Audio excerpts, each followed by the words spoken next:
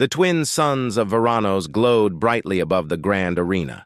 Thousands of alien faces watched from tall silver stands, buzzing with excitement.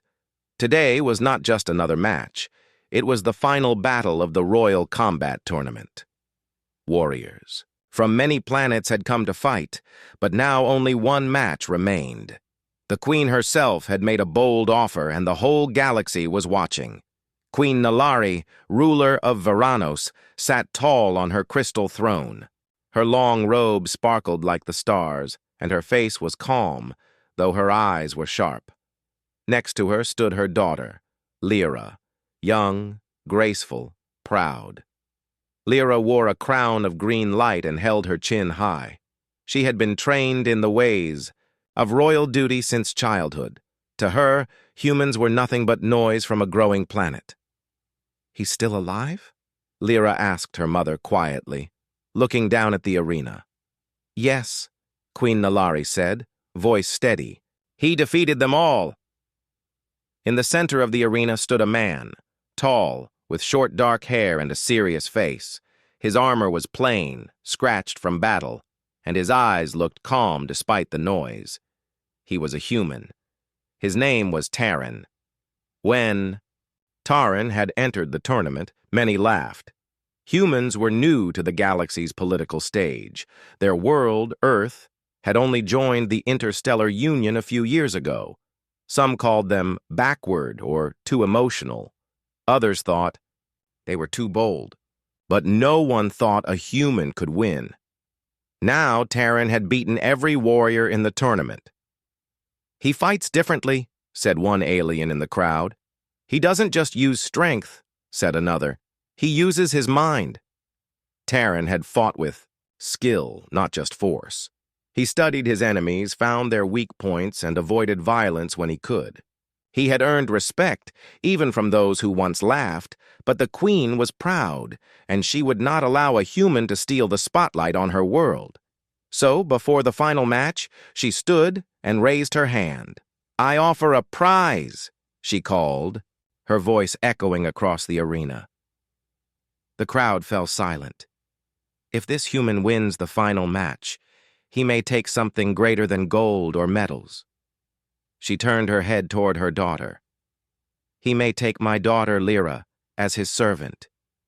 She will be his prize."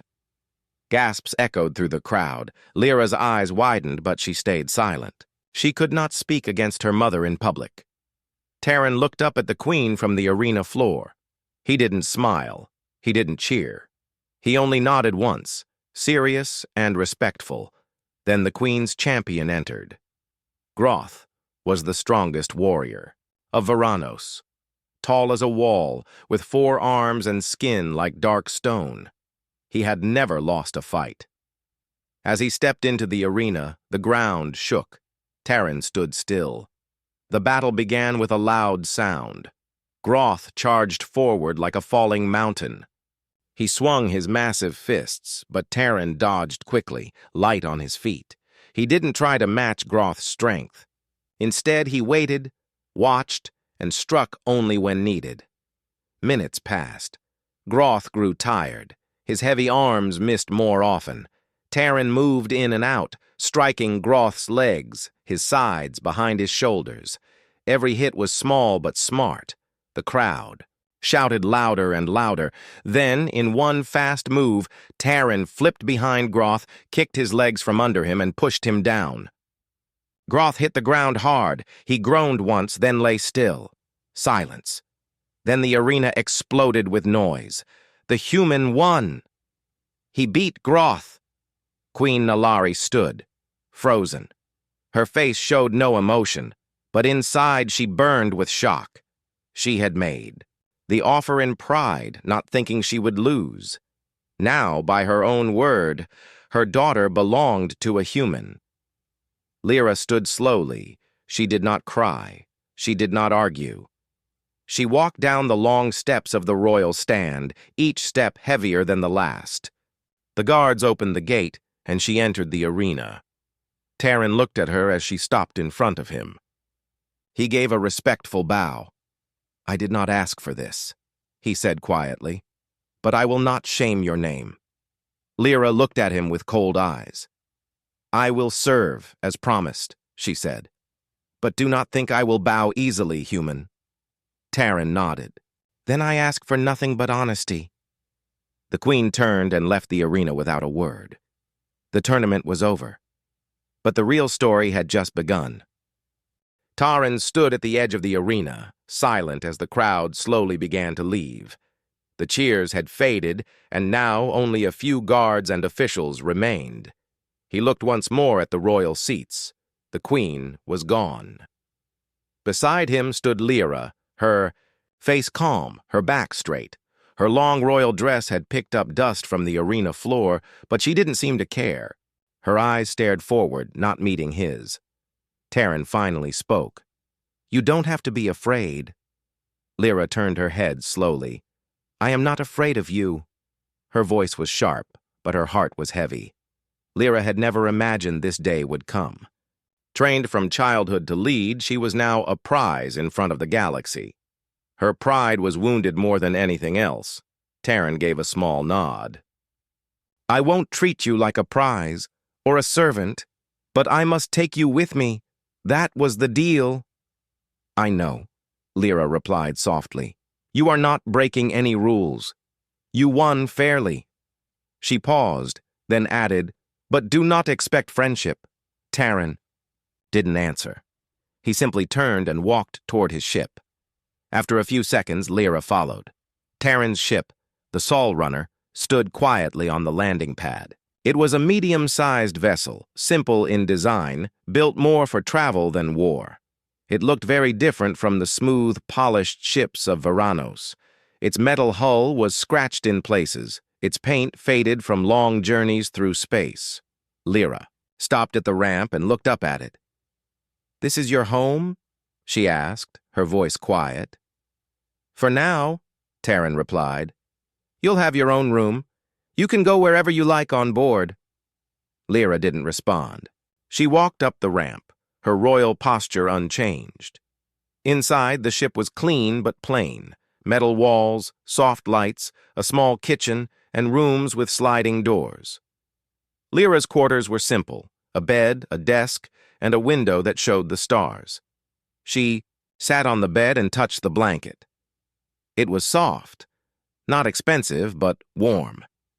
Taryn knocked on the open door. "We'll leave Veranos in 10 minutes. You might want to rest." "I don't need rest," Lyra said. "But thank you." He nodded and walked away. As the ship lifted into the stars, Lyra sat by the window and looked at her world growing smaller in the distance. Her heart was quiet, but her mind was full. She had lived her whole life on Veranos, in grand halls, under bright lights, surrounded by people who bowed to her. Now she was leaving it all behind with a man she didn't know, a human. She didn't understand him. He had won the match. He had every right to demand anything. But he didn't. He hadn't smiled in victory.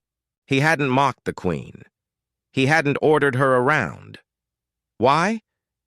She couldn't find the answer. Later that evening, Lyra walked to the ship's dining area. Taryn was there, sitting alone at the table, eating a simple meal. He looked up as she entered. "There's food if you're hungry," he said. Lyra looked at the plain silver bowl. "What is it?" "Vegetable stew. Grown on Mars." She sat down across from him. She didn't eat, but she looked at him closely. "You fight differently than others," she said. Taryn looked up. "I don't enjoy fighting. I do it only when I have to." "Then why join the tournament?" she asked. "To prove that humans are more than what the galaxy thinks," he replied. "We're not just fighters. We learn. We grow." Lyra watched him for a moment, then said, "Most warriors want power, glory. You could have asked for wealth, land, anything, but you accepted me as your prize." "Why?" Taryn leaned back in his chair. "Because your mother offered it. If I had refused, she would have called it an insult.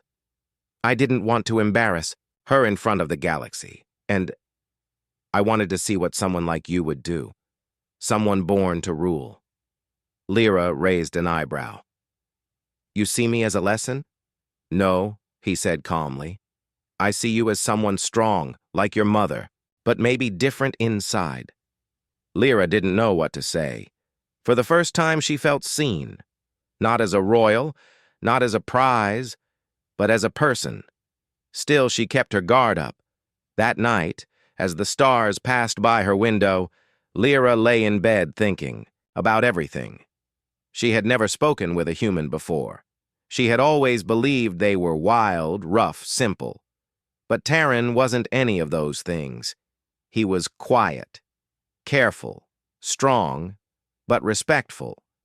A man who fought not to win, but to prove. Something deeper. She didn't know whether to trust him. But she knew one thing. The galaxy had lied about humans.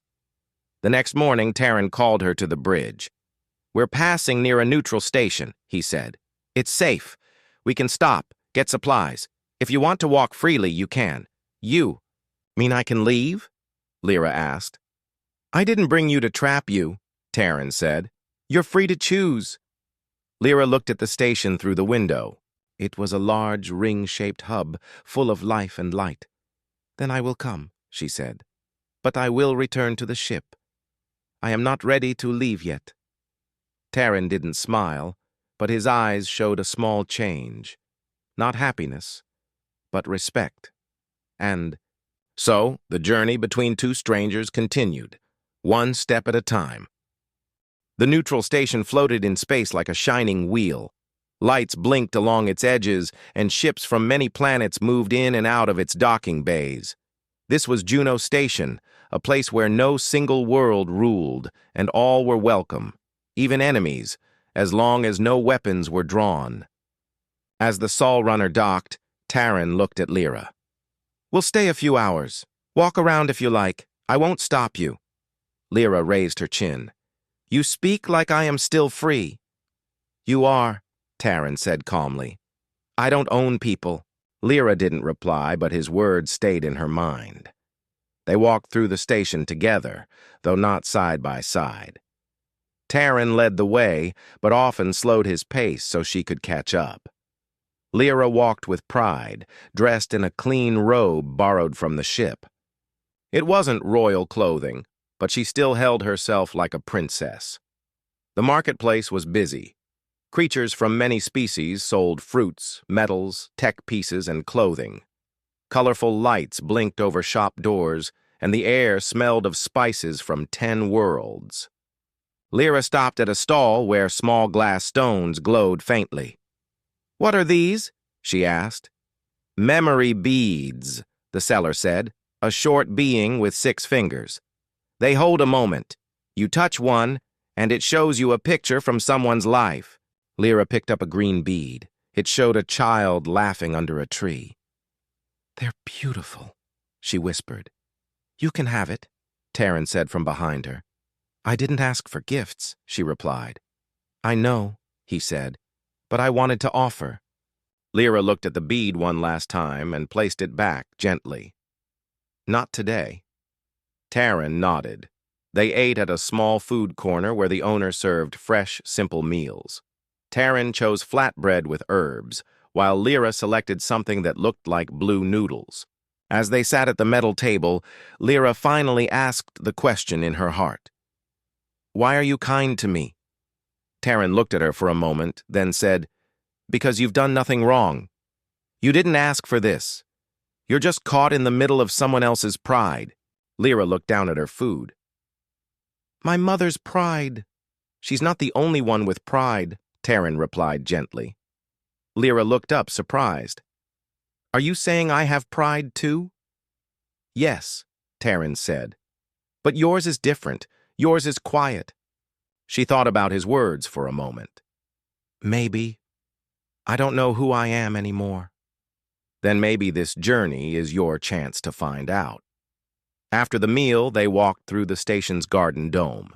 It was a large space filled with green trees, soft grass, and small glowing birds.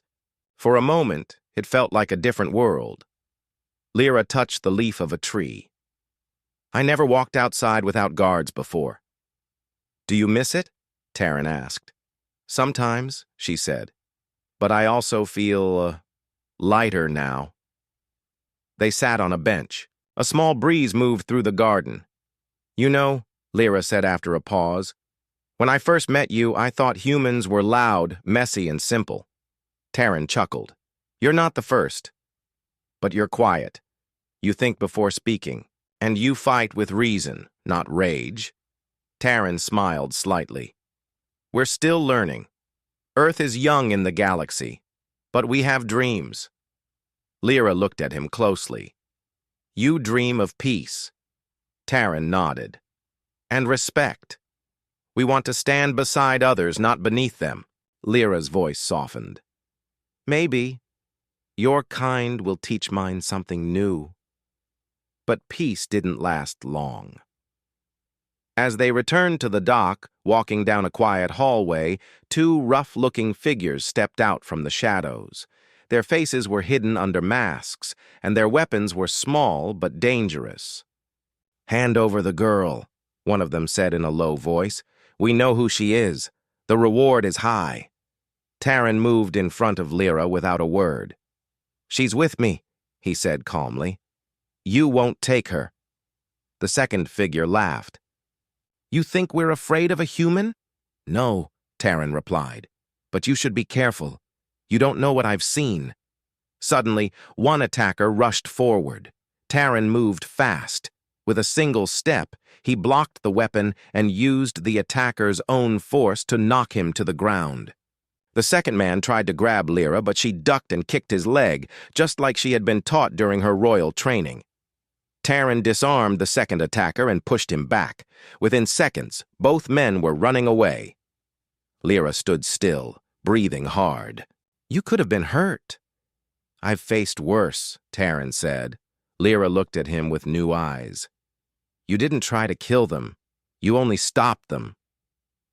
I don't take lives if I don't have to, he replied. I believe in better choices. Back on the Sol Runner, Lyra sat quietly in her room. She wasn't sure what she felt anymore. She had been taken from her palace, but not treated like a prisoner. She had expected cruelty, but received kindness. She had looked down on humans. But now one had saved her life, not with power, but with control. Later that night, she stepped onto the ship's bridge. Taryn was sitting alone, reading a digital screen. She walked up beside him. Thank you for what you did. You don't have to thank me, he said. I want to, she said, because now I see I was never your prisoner. But I was still trapped by my own thoughts. Taryn turned to face her. And now? I think, she began slowly, now I want to learn who I really am, not just as a royal, but as a person. Taryn smiled gently. That's a good place to start. And so, in the silence of space, a royal girl and a human warrior continued their journey. Not as master and servant, but as two travelers walking toward something new. The stars outside the window of the Sol Runner moved slowly as the ship floated through deep space. Inside, peace filled the air. Lyra walked softly down the quiet hallway, passing the ship's control room, the dining space, and the storage bay. She had learned the full layout by now. Taryn had kept his word. He treated her kindly. He never forced her to do anything. He spoke with calmness and respect. He gave her space, but still, something inside Lyra remained uneasy. She was a princess of Veranos, trained for leadership, born into royalty. She had grown up surrounded by guards, rules, and expectations. Now she lived on a plain ship with a man who acted more like a teacher than a fighter. Her life had changed too fast, and even though Taryn had done nothing wrong, she felt lost. One night, as the stars blinked quietly in the dark sky, Lyra sat in her small room, thinking. She looked at her reflection in the mirror. The crown was gone. The fancy robes left behind. Only her name and pride remained. "I didn't choose this," she whispered to herself. She stood up. Taryn was in the engine room checking the ship's systems when he heard the sound of soft footsteps near the exit ramp.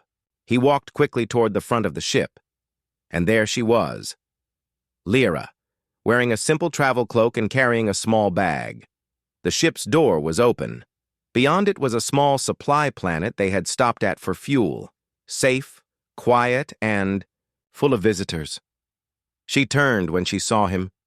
"I'm leaving," she said. Taryn didn't move closer. "I won't stop you." Lyra looked surprised. "You won't?" He shook his head. "No, you're not my prisoner. You never were." "Then why do you look sad?" Taryn let out a slow breath. "Because I hoped you would stay. Not as a prize, as a person, a friend." Lyra's heart felt heavy. She didn't reply. She turned and stepped out onto the landing path. The small town on the supply planet was calm, with short buildings and clean streets. People from many species walked around peacefully. Lyra walked without direction, unsure of where to go. She sat near a quiet fountain in the middle of the town square. Children played nearby. Birds from this world flew above her head. She didn't feel free. She felt alone. And then she heard it, a soft cry. She turned her head and saw a small alien child, lost and afraid, standing near a corner. No one was helping him. Lyra stood and walked over. "Are you all right?" she asked gently. The child looked up at her, eyes full of tears. "I can't find my father." Lyra knelt beside him. "It's okay. I'll help you." She looked around, searching for someone who looked worried. After a few minutes, a man ran into the square, calling the boy's name. The child ran into his arms. The father turned to Lyra. "Thank you, stranger. You helped my son." She smiled softly. "Of course." She watched them walk away. Something moved inside her. She had done something small, not as a royal, not as a fighter, just as a person. It felt right. Suddenly, a shadow passed over her. Two figures appeared in the square, the same attackers from Juno Station. This time they wore new masks and had new weapons. But Lyra remembered their eyes. "There she is," one of them said. "The royal girl, still walking free." Lyra stepped back. "I don't want trouble." "Too late," the other one said. "You're worth too much to let go." They moved toward her. Then a voice cut through the air. She said no. Taryn stood behind them, calm but firm. He had followed her the whole time, quietly. He stepped between her and the attackers. "She left on her own," he said. "She doesn't belong to anyone, not even me." "She belongs to the highest bidder," one of the men growled, raising a stun rod. Taryn didn't flinch. In 3 quick steps, he moved in, twisted the attacker's arm, and sent the weapon flying. The other tried to strike, but Lyra picked up a broken stick and blocked him. Taryn turned and used his arm to push the man to the ground. The 2 attackers crawled away and ran. Taryn turned to Lyra. "Are you all right?" She nodded, breathless. "Why, did you follow me?"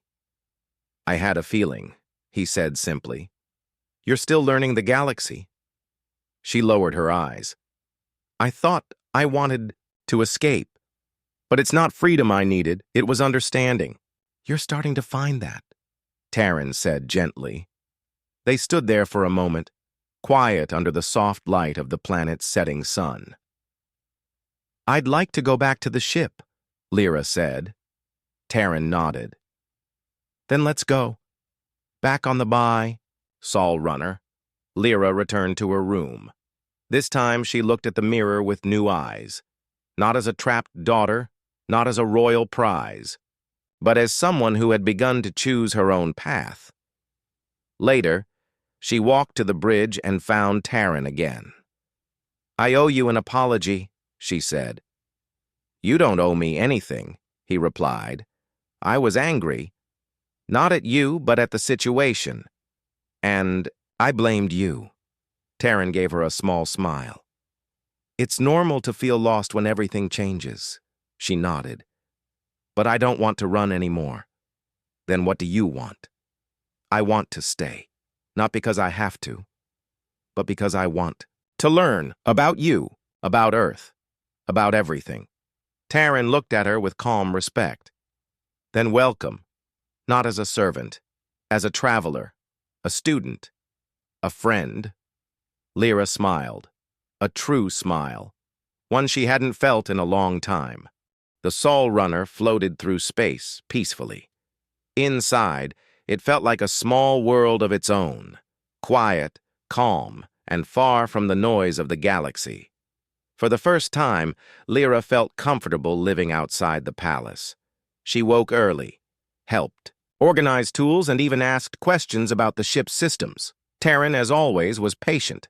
He taught her how the engines worked, how the controls guided the ship, and how to read the stars for direction. Lyra listened carefully. She had been trained in politics and public speaking, but this was something new, something real. Each day, she learned more, and each day she felt lighter. One evening, Lyra stood by the window, watching the stars pass by. "Back home," she said, "I used to look at these same stars, but they felt so far away. And now?" Taryn asked, walking up beside her. "They feel close," she replied, "like I belong among them." Taryn nodded. "Maybe you do. But peace does not last forever, not in the galaxy, and not in politics. On the planet Veranos, Queen Nalari sat in her royal chamber, her face cold as ice. Her daughter had been gone for weeks. The queen had followed the rules of the tournament. She had honored her word, but her pride still hurt. And now, pressure was growing. Members of her court whispered, behind her back. The queen gave her daughter to a human. She lost her pride to Earth. She must bring the girl back, or we will look weak. Some even suggested that Lyra had been brainwashed by human ways.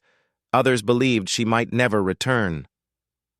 One of the queen's advisors, a tall woman named Rima, spoke strongly. "Your Highness, if your daughter chooses to stay with the human, it sends a message that Veranos has lost its strength."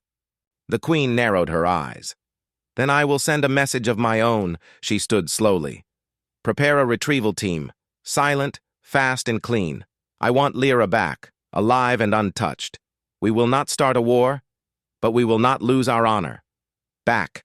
On the Sol runner, Lyra was smiling more.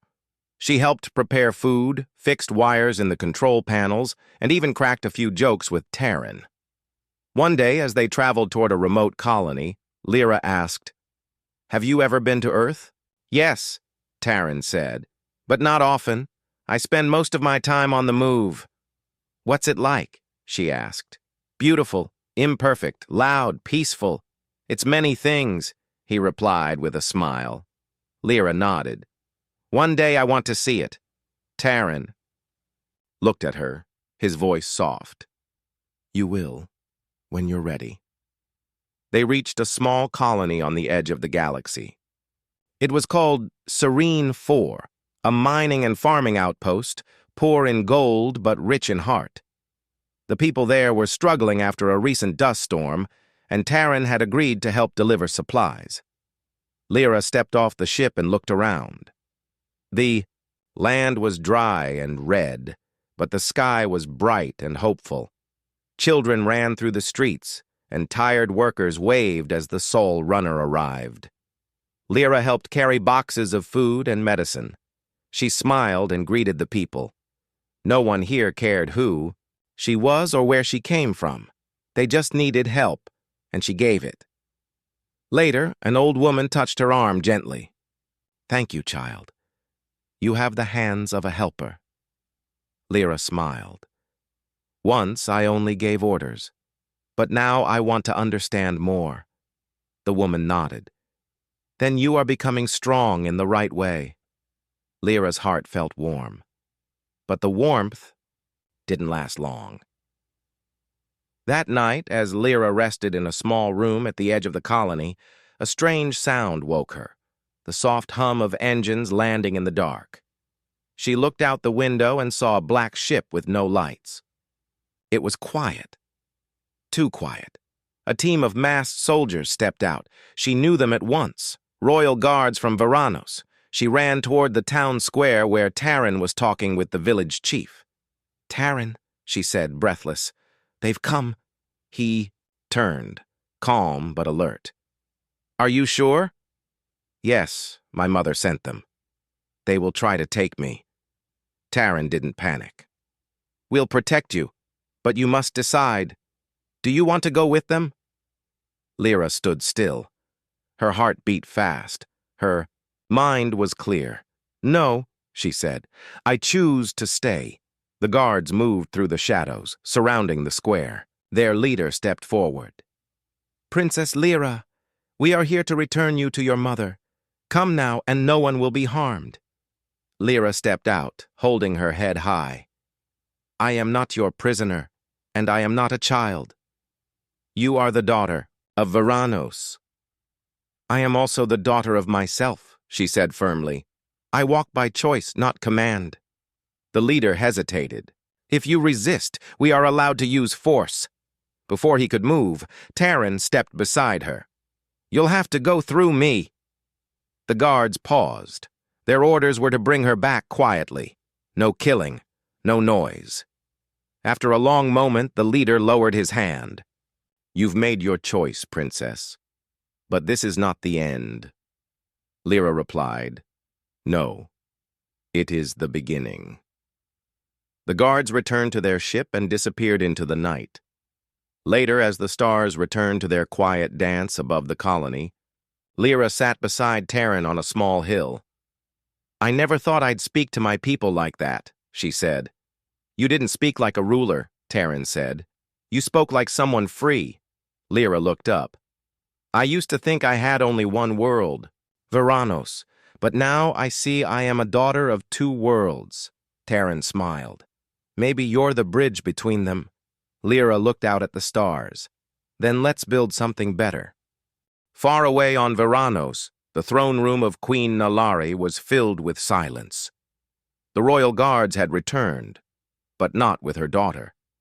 The queen stood still as stone, her long robe trailing behind her as she walked slowly across the smooth marble floor.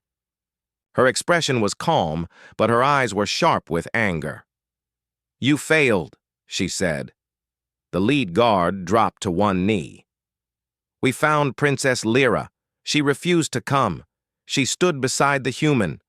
The queen's jaw tightened. "She chose him over her blood, over her duty." "She spoke with confidence, Your Majesty," the guard continued. "The people of the colony saw it. If we had forced her, it would have become public." Queen Nalari turned her back. "Then we will." "Do it another way." Her voice was low and cold. "I will make the human look like a thief. I will make Lyra look like a puppet. We will control the story, and the galaxy will listen." Meanwhile, on the quiet colony of Serene 4, life returned to normal. The people smiled. The skies were calm. And for a while, it felt like peace had won. Lyra walked through the colony square, speaking with workers, helping children, and checking on the food supplies they had brought. She felt different now. Not like a royal, not like a servant. She felt human. At the edge of the farm fields, Taryn was helping repair a broken water pipe. His sleeves were rolled up and sweat ran down his face as he worked beside two local. Lyra watched him from a distance. He never boasted, never ordered others around. He worked quietly but with heart. Later that day, they sat under a shade tree. "I never told you something," Lyra said softly. "What is it?" Taryn asked. When I was younger, I thought my life was already written. Every step planned, every word approved. I never thought I'd have a choice. Taran looked at her. Now you do. Lyra smiled. And I choose to fight for something real. But danger was already on its way. In the deep cold of space, a Veranos royal ship moved quickly, carrying more than guards this time. It carried a message, crafted by the Queen's advisors, written to break peace. Soon, across communication channels and star networks, a public broadcast was sent out. Royal Princess Lyra of Veranos has been taken by force. The human fighter, Taran of Earth, has refused to return her. Veranos calls for justice.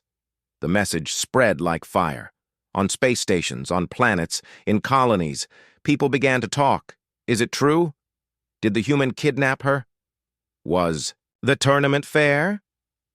Even on Earth, news reporters rushed to cover the story. Government officials held emergency meetings.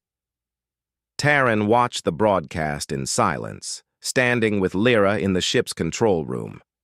Her face went pale as she heard. The words, "They're turning me into a victim," she whispered, "and me into a criminal," Taran added. Lyra turned to him. "We can't stay silent. We must speak the truth." Taran nodded. But words aren't always enough. We need someone to listen. The next day, the colony leaders met inside a small hall. They invited both Taran and Lyra to speak. Lyra stood before the crowd, her voice strong. "I was never taken. I chose to stay. The Queen is lying to protect her pride, but I won't be used like that again." The colony leader, a wise man named Darrow, listened carefully. "And what will you do now?" he asked. "We will go to the Interstellar Council," Taran said. "Let the galaxy hear both sides." "But that's dangerous," someone warned. "The Council is full of power. If they choose the Queen's side, Earth will lose trust." "Then we'll show them who we really are," Lyra replied. "Not with weapons, with truth." The journey to the Council station took several days. The Sol runner moved quickly, dodging, patrols and scanners. The galaxy was watching, and every movement was being tracked. During the flight, Lyra sat with Taran in the quiet of the ship's main cabin. "Do you regret winning the tournament?" she asked. Taran shook his head. "No, because that moment brought us here." Lyra looked into his eyes. "If we succeed, it could change everything. Not just for me, or for you, but for Earth and Veranos." Taran placed a hand over hers. "Then we go together." At last, the Sol runner arrived at the Council Core, a massive space station floating in neutral territory. It looked like a glass and silver flower, its petals open to the stars. Ships from many worlds surrounded it. And inside, voices from hundreds of species debated the future of the galaxy. Taran and Lyra stepped into the great hall, tall walls, bright lights, and a ring of seats filled with leaders. The room quieted. As they entered, Queen Nallari was already there, seated high, her face calm but proud. Lyra stepped forward. "I speak not as a princess," she said, "but as a voice of truth. I was never stolen. I chose to leave. I chose to stay. And now I choose to speak." Murmurs spread through the room. Taran spoke next. "I never saw her as property. I saw her as a person, and I still do." The Queen stood slowly. "He won her by combat." "That is the truth." Lyra raised her hand. "No, that was your rule, your pride, and I accepted it at first, but not anymore. I am not a prize. I am a person." The council leader stood. "Enough.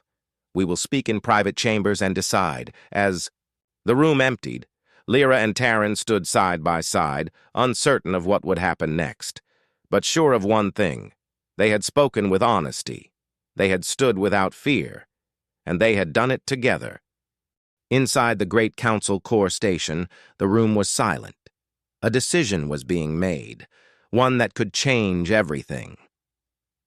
Lyra sat in a quiet chamber with Taryn by her side. Outside, the council leaders were speaking in private. The future of Earth, Varanos, and even their own lives rested in the hands of strangers. Lyra leaned forward, her hands locked together. "Do you think they'll believe us?" Taryn looked at her calmly. "We didn't lie. We spoke from the heart. That matters." Lyra nodded slowly. She wanted to believe that truth would win, but she also knew how power worked. Her mother, Queen Nalari, had ruled for many years. She was wise, respected, and dangerous when her pride was hurt. "Even if they don't believe us," Lyra whispered, "I won't go back." Taryn looked at her with quiet strength. "You won't be alone." Meanwhile, inside the council's private chamber, 12 members from 12 worlds sat around a silver table. Each one had read the reports. Each one had watched the public speech. The representative from Earth, an older man named Commander Hale, spoke first. "Taryn has been an honest fighter and a peaceful man. We stand behind his words." The Varanos representative, Minister Rami, spoke next. "The Queen believes her daughter was taken. She wants the council to declare the tournament rule broken. The council leader, a calm woman from a water world called Talmar, raised a hand. "But the princess herself says she chose to stay." "She is young," Rami replied. "Her mind may be clouded." "Or her eyes have been opened," Commander Hale answered. Voices rose. Some supported the queen, some supported the girl, some said Earth was too new, others said Varanos was too proud. Finally, the Talmar leader stood. "We will not choose between royalty and a fighter," she said. "We will choose what is right." An hour later, Taryn and Lyra were called back into the chamber. The large round hall filled once again with leaders, press, and watchers from across the galaxy. The council leader stood in the center. "After full review," she said, "we have made our decision." The room fell silent. The tournament was fair. The prize was offered by Queen Nalari herself. The human fighter, Taryn, accepted the terms and followed the law. The princess was not taken. She traveled by choice. Taryn exhaled softly. The leader turned to Lyra. "And as for Princess Lyra, we recognize her right to speak as her own voice. She is no longer just a daughter of Varanos, but a symbol of change," the crowd whispered. The leader raised her voice. "We now offer a new path. A human Varanos peace alliance. A partnership built on learning, not battle. We invite Earth and Varanos to join hands and lead together toward a better future." Everyone looked toward Queen Nalari, seated in her tall chair, silent and still. She stood slowly. Her eyes met her daughter's. "Lyra," she said, "do you still carry the name of Varanos with honor?" Lyra took a deep breath. "I do, but I carry it with truth now, not fear." Queen Nalari studied her daughter for a long moment. Then she nodded once. "Then I will not fight you. Let the alliance begin." A new chapter had opened. In the days that followed, messages were sent across the galaxy. Earth and Varanos signed the alliance. Trade opened between their planets. A plan was created to share technology, culture, and education. But even more important than papers and promises was the symbol behind it all: Lyra and Taryn. People everywhere talked about them, not as ruler and prize, but as two individuals who had changed the galaxy by standing together. Lyra was invited to speak in schools, on planets she had never seen. She spoke about freedom of choice, respect, and unity between worlds. She wore no crown, but her words held more power than ever before. Taryn became known as the fighter of peace. He continued his work helping small colonies, teaching others how to solve problems without violence. He never asked for fame, but it followed him anyway, and together they visited Earth. The ship landed in a green field near the city of Area, one of Earth's cultural centers. Lyra stepped outside and looked around. Blue skies, wind in the grass, children playing near tall trees. "It's simple," she said. "But full of life," Terran replied.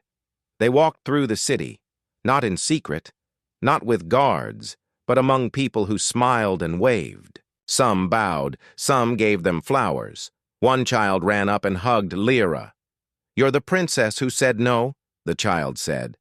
Lyra laughed softly. "Yes, and I also said yes to peace." That night, they stood on a quiet hill outside the city. Stars filled the sky above, just like they had on Veranos. Lyra turned to Terran. "You never tried to control me, not even when you had the chance." "Because I saw more in you than what the galaxy did," he said. "I saw a voice ready to be heard," she smiled. "And I saw a fighter who fought not for power, but for respect." They looked up at the stars. "So," she asked, "what comes next?" Terran smiled. "A future we build, together." And so, a story that began in a battle ended in peace. Not because of power, not because of rules, but because two hearts dared to choose truth. And the galaxy would never be the same again.